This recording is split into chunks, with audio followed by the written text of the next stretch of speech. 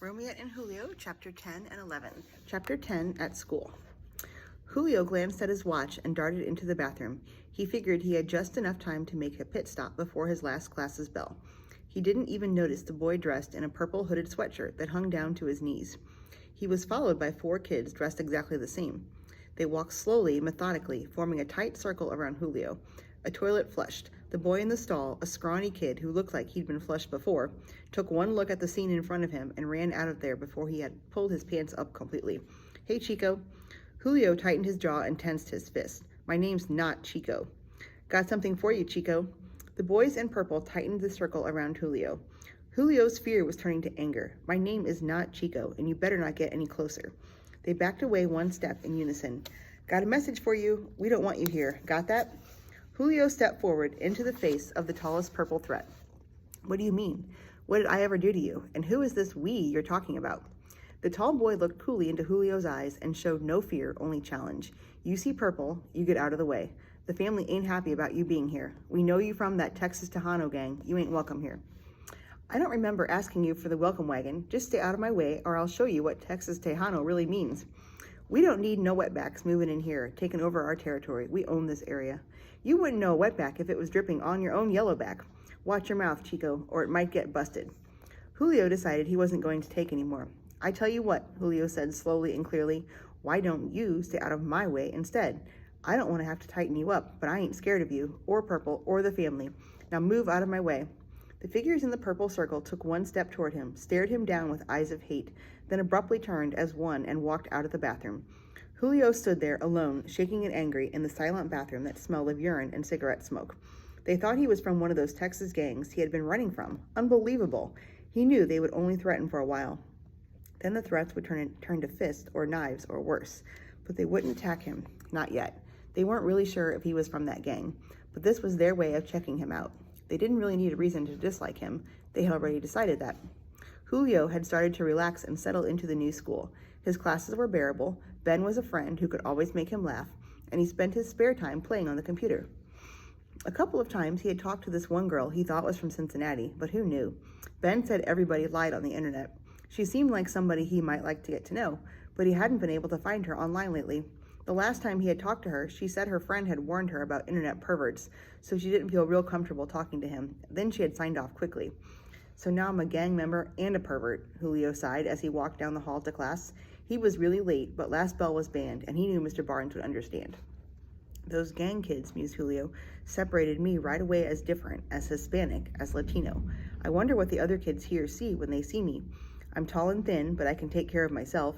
I've heard girls giggle behind my back, saying stuff like, 'Oh girl, he is fine,' but nobody's ever told me to my face, yet. My mother thinks I have a nice smile, but mothers are supposed to like you, aren't they?" Julio walked slowly down the dark, trash-cluttered hallway to class.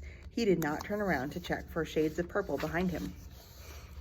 Chapter 11, Phone Calls, Julio, Diego, Ben. The phone rang, and Julio picked it up as he clicked the thermostat up another notch. He was freezing cold, and the snow outside the window made him shiver with anger as well as the cold. "Hola, my man Julio, how's it going there?" Julio thought his friend's voice sounded particularly far away.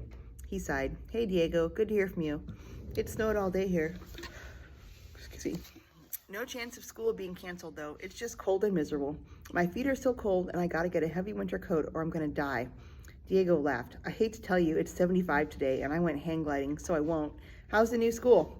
"Well, amigo, on the very first day of school, before the first class even started, I got into a fight. I mean, as soon as I walked in the door, I punched out the face of some kid with green hair." "You don't play around, do you? You get busted?" Diego asked. "No, for some reason the kid covered for me," Julio said in amazement. "I didn't see him again all day. I've talked to him since, though. He's okay." "That's good. What's your classes like?" "About like they are here?" "Yeah, I managed to flounder through them all, keep to myself, and try to be invisible. My English class is reading Walt Whitman, who was pretty radical. History class is stuck at the Civil War. I think all 11th grade history classes must be stuck there. Yep, we're sawing it too. Boring. And guess what? They scheduled me for Spanish 1. What a hoot," laughed Julio. "That's just plain estupido. Didn't you tell them you were bilingual?" "No, man, why mess up an easy A? You ought to see the teacher. She's this first-year lady who's from China. Spanish with a Chinese accent. She had me weak." "You're going to go crazy in there, man," Diego sympathized.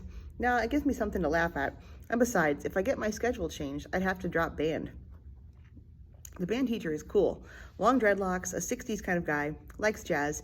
He was really glad to get a good sax player, and he even asked me to try out for jazz band next week.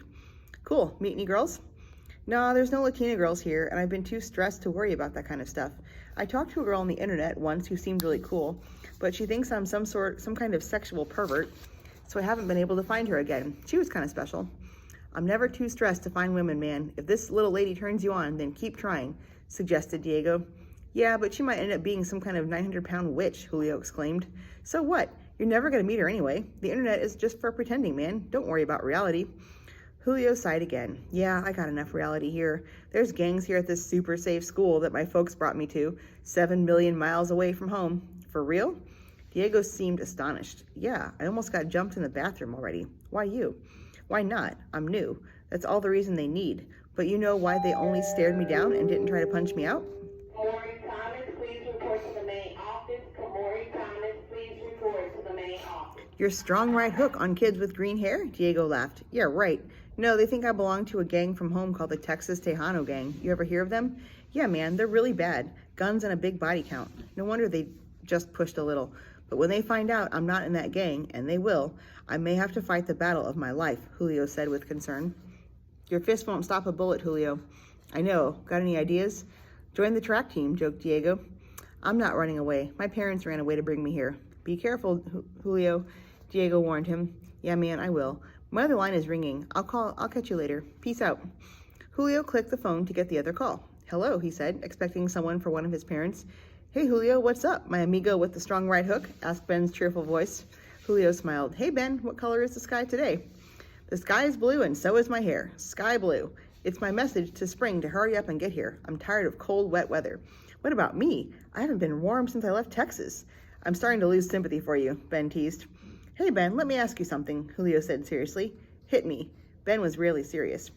What do you know about gangs in the school? I know they're there. Most of the students and all of the teachers pretend that they aren't, Ben replied with derision. Yeah, been through that stage before. They close their eyes and think it will go away. That's the way it was at my old school until one of the teachers was killed. Then they started to pay attention, but by that time it was too late. I hear you. It's been getting worse here, though. Fights in the halls, in the bathrooms, at the bus stops. One girl got beat up real bad because she broke up with her boyfriend from the family, Ben offered. I almost got jumped in the bathroom today, admitted Julio. Ben didn't seem surprised. Dudes dressed in purple? Yeah. Hooded sweatshirts? Yeah. You got pushed by the bosses of the family. They're the strongest at school, probably about 50 members. Most of them only wear something with purple on it. Only the leaders wear the sweatshirts with hoods. The family, remembered Julio. Yeah, that's what they call themselves. Their real name is the Devil Dogs. It's supposed to be a secret, but everybody knows it. Were you scared? I was so scared I could have peed in my pants, but they didn't know it. You watch your back, Julio. Those dudes play with real guns, warned Ben. Thanks, Ben. I'll be careful. Check you out at school tomorrow. Later. Julio hung up the phone, feeling both warmed and chilled.